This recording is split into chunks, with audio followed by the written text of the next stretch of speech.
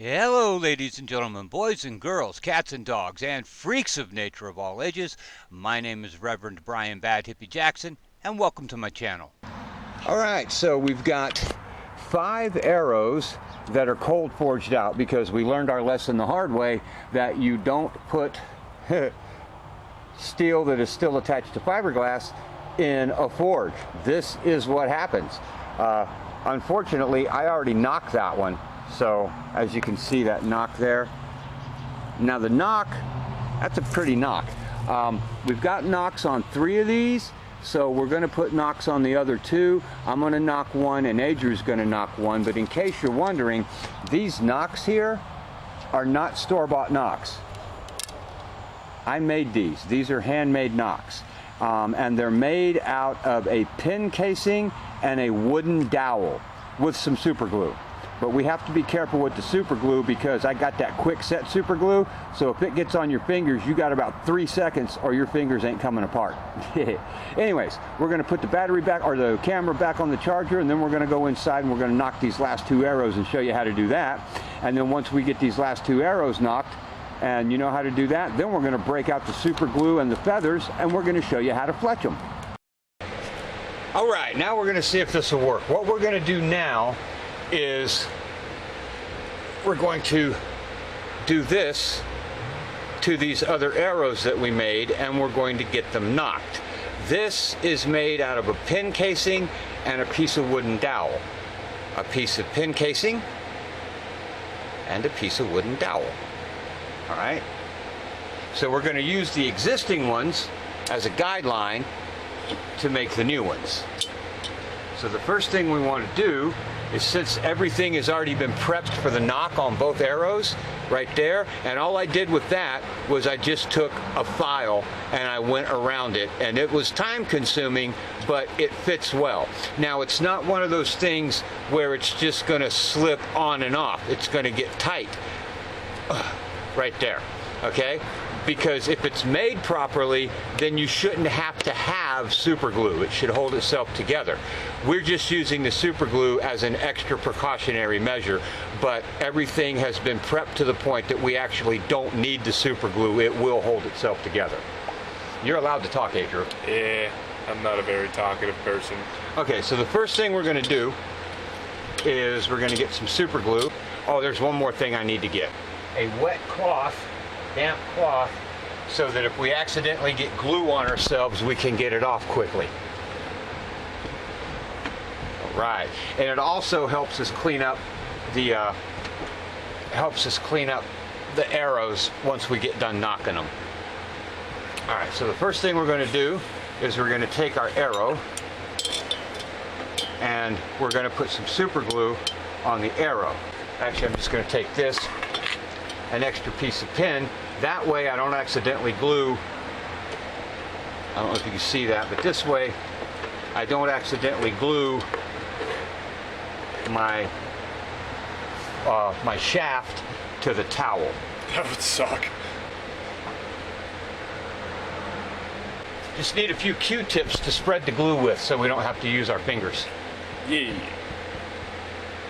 All right, so step 1 is evenly but lightly apply some super glue to the shaft, and then take a Q-tip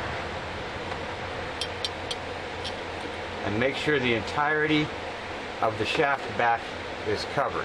If you get glue dripping up the shaft, move it back down onto where the pin casing is going to go. All right. When you're done with that, I don't care if the glue sticks to the trash can. All right, now you take your pin casing, slide it up that shaft, and if you need to tap it in, where'd that hammer go? Right here. We'll just set it on the ground and finish tapping it on.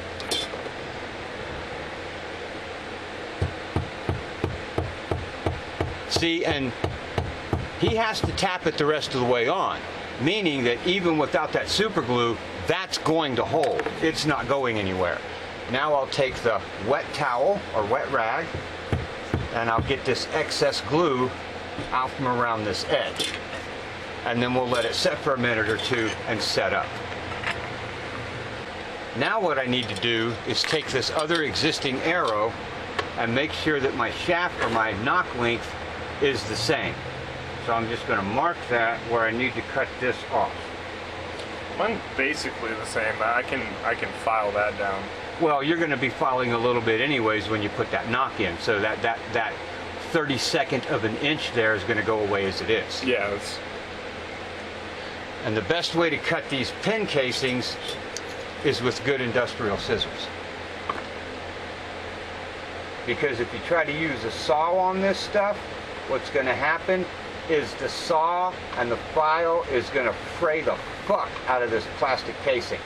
And then you're just going to have to go back in with a lot of extra sandpaper. There we go. Click. And that's about even too. So now that we know we're about dry enough, it's a little bit bigger than I wanted it, but that'll file down. Now that we know that we're about dry enough, we're going to set the other knock in. Now these have already been cut, so before we set them in, we're going to take these files and we're going to smooth this top down so we have a better, flatter area to attach to. That's why the towel's on the table, because we know we're going to make a mess. And that way all I got to do is take the towel outside and shake it off. There we go.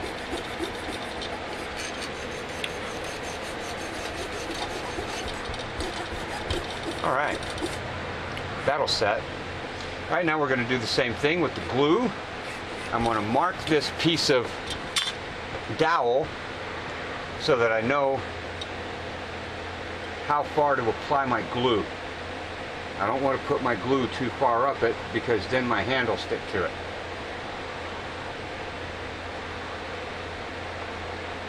Ah, I know how to use markers.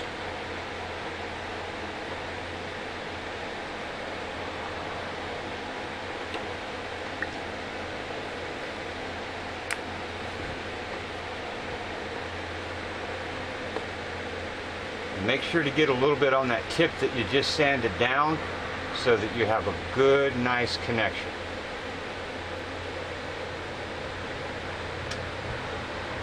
And then we're just going to do the same thing, and we're going to slip this dowel in the back side. There we go. Take the hammer, set it in. I got some on my finger. Towel, there's a wet one right there. Yeah. Ah, I just fucking drove the tip into the fucking floor. All right, and so now what we have is this. So all I need to do now is cut this dowel off after this glue sets up a little. Now he's putting a longer dowel on his because the shaft that he's working with is an inch shorter than the arrow shaft that I'm working with. So I'm only putting a 1/2 inch extension on mine for my dowel. He just drove that thing deeper into the floor than I did. Sorry. I only put a 1/2 inch extension on mine. He's putting a full 1.5 inches because he's got to make up that inch difference plus the 1/2 inch extension. Now we just take the saw here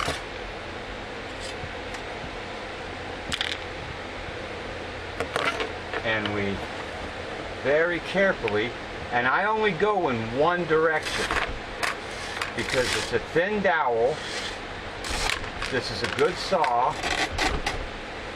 so if I just spin it a circle and run it backwards a few 3 or 4 times, it'll usually go right through without much problem at all.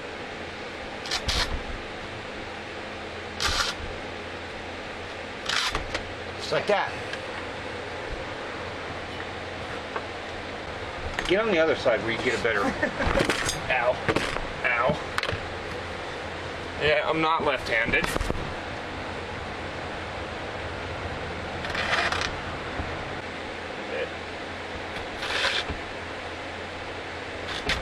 There you go. There we go. All right. Now, I'm going to go grab one of those arrows again that I shouldn't put up. Good job, Dad. Because what we're going to do now is mark our knock. Now if you look on this arrow here, the knock right there lines up with the arrowhead, so that this arrowhead is sitting up and down when you pull the arrow. And since we just forged these out, we want that to do the same thing. So we're going to take our little pins here and we're going to mark our center line, and it needs to be as close to exact center as possible. Like that. Okay? Then what we're going to do is take this other knock, we're going to line that center line up so it's even with this other knock, and then I'm going to make a little mark for my depth so that I can go from that center line and I'm just going to use this knock as basically a depth gauge.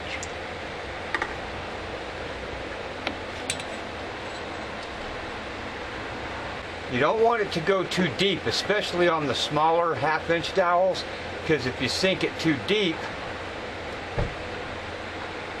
then you're going to degrade the strength of your knock.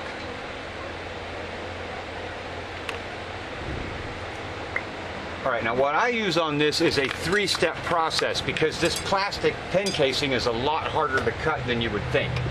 So the first thing I do is I get centered on my knock, and I use forward strokes on the saw as dead center as I can to get the initial cut started. You're going to use that saw second, because that saw will tear that pin up. That's why you want to use this one first. That saw second once you've already got your guidelines into your pin casing. So I go one side, forward strokes, move it to the other side and match up the strokes.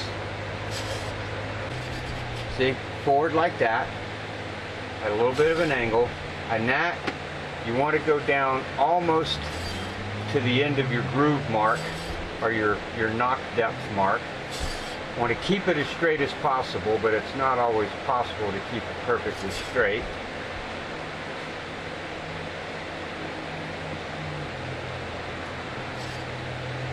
There we go. And then a little bit of back and forth action here.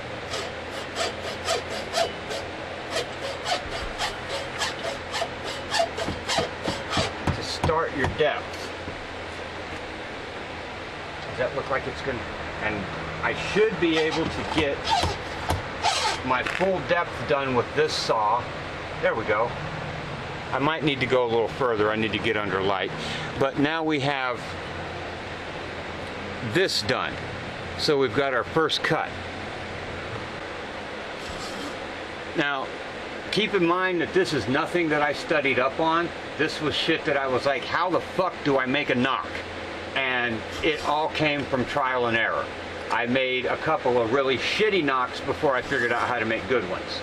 But this is all a trial and error thing. Just, I think I told you in another video, I call this scrafting. You take scrap and you craft useful stuff out of scrap. So crafting out of scrap is scrafting. We're taking old fiberglass tent poles, wooden dowels, pin casings, and decorative party feathers to make functional hunting arrows. All right, now see if you can get some straight across going. And get it down as close to depth as you can without going too deep.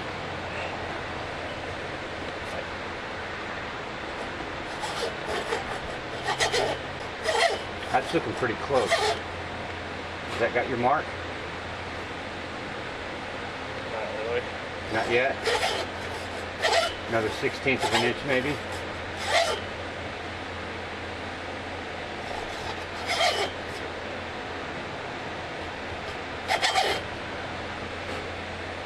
Alright, now that he's doing that, the next step in this parade is to match that depth with a larger saw to make it a little bit wider. Actually, I'm just going to put it straight. I work better with it on the ground. I know you can't see what I'm doing right now, but I'm basically doing the same thing I did with the other saw. This saw is just a little bit fatter. There we go. Now I got it going. Excellent. Now I've got that widened out a little bit more. So while Adrew gets his widened out, I'm going to start working with this little file and putting the rest of the knock in.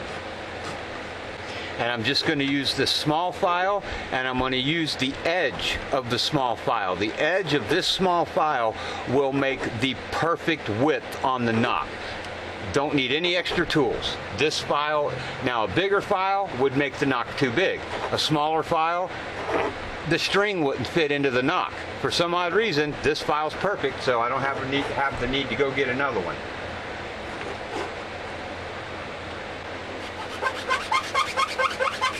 Now for this process, I am going to use that independent saw blade a little bit. I'm going to use the back end to dig this material out as I use the file, because what's going to happen is the file is going to push the wood and plastic down into that existing gap. So we're going to have something to scrape it out of that gap with.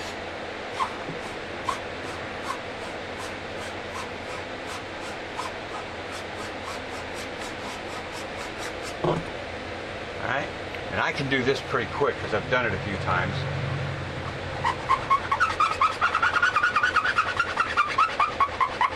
This is the first time I've done this. So I'm learning as Dad's doing it. And hopefully showing you as well. Yeah, keep in mind, what we do here is not really tutorials. We just let you learn with us. A lot of what we're going to do is trial and error, and you're going to watch us make mistakes and then learn from those mistakes.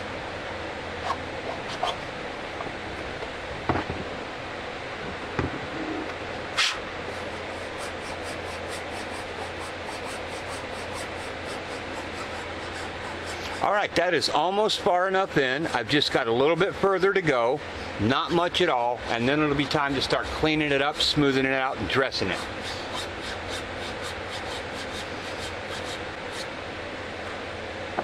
Okay, I'm going to get my last little bit of depth in here.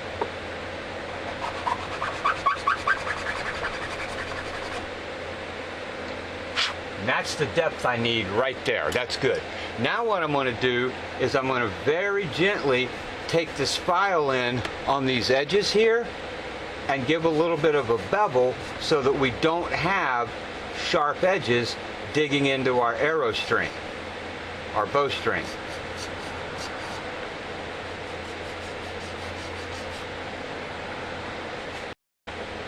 And then we're going to do these corners like this. Kind of go over it and round it a little bit on both sides.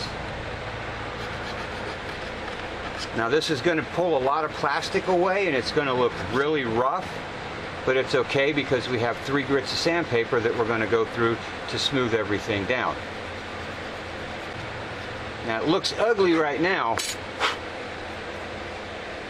but once I get that sandpaper on it and start cleaning it up, the ugly will go away. All we're looking at here is this isn't mistakes, it's just frays from the files and the saws.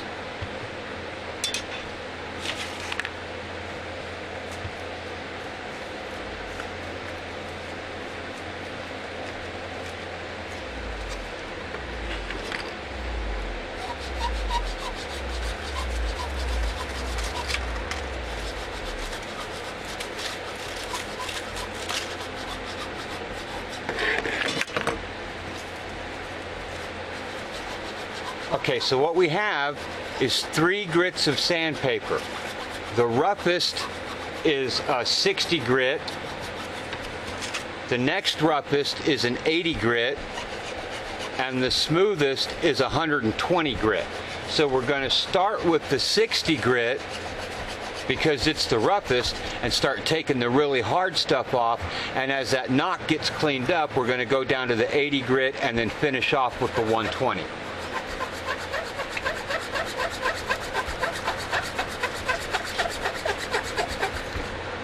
Okay, so I'm going to let you see how I do this.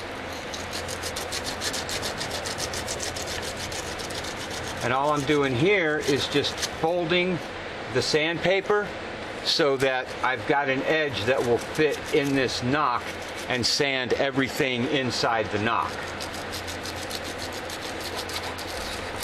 You simply put a little bit of pressure towards those edges.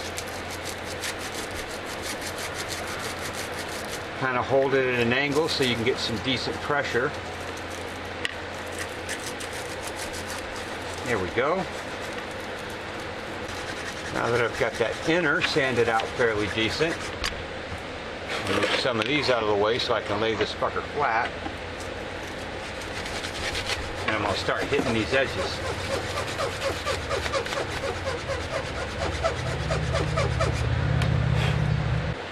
I think I've formed this one well enough that I can probably skip the 80 grit and jump straight to the 120. I got that cleaned up well enough with the 60 that I can probably just go ahead and, well, you know what, since I've already got it cut, may as well just do the whole freaking process and do it right. Right, son? Yeah. Like I said in another video, proper is important, so go ahead and do it proper. Now once I get that head cleaned up, I'm going to come back down and I'm going to sand the rest of the knock and make sure that I smooth out that transition where it's attached to the shaft. Now generally your hand is not going to be in the way if you have a arrow rest on your bow, which any bow I make or use is going to have an arrow rest. But if you've just got a straight bow with no arrow rest, then you absolutely need to make sure that that's a smooth transition, or it's going to tear your hand, and that will cause severe pain and discomfort. Severe pain and discomfort. Safety first. Always, always, always safety first. No matter what tools you're working with, whether you're working in the forge, whether you're working with drills, or whatever you're working with, safety first. Fashion second. Fashion second. Safety first, functionality, then appearance. Well, I was talking about how you look. Oh, well, fashion probably. Now that I've got that knock shaped up, I'm going to go ahead and smooth everything else out and fix my transition. There we go. I'm not sure what all you guys are able to see, because sitting at this table and with the camera so close, we might just have some weird proximity issues. I'm trying to make sure everything I do is visible. And I'll take this towel and clean it up. Where'd my 120 go? Oh, it's down on the floor. And there we go.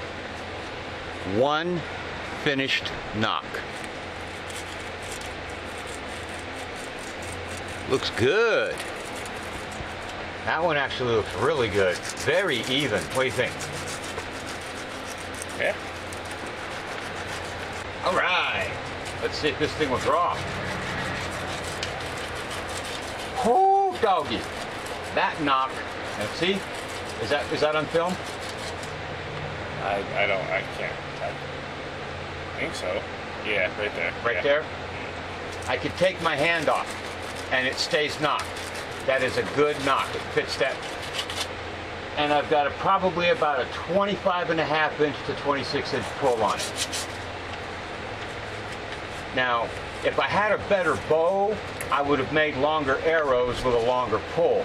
But since this is basically a refurbished bow that I had to cut down and re-notch, I don't want my draw to be too long.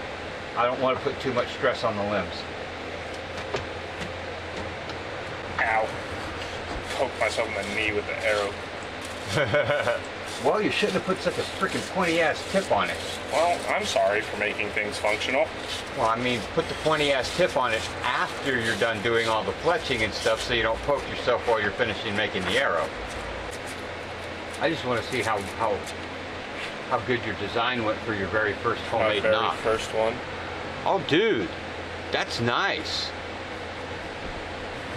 That's real nice. Good job. Nice and solid. Good set.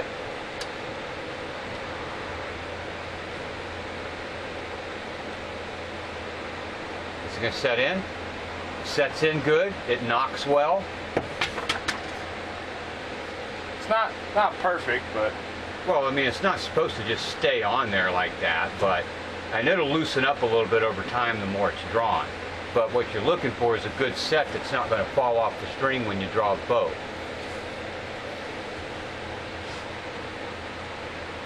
yeah.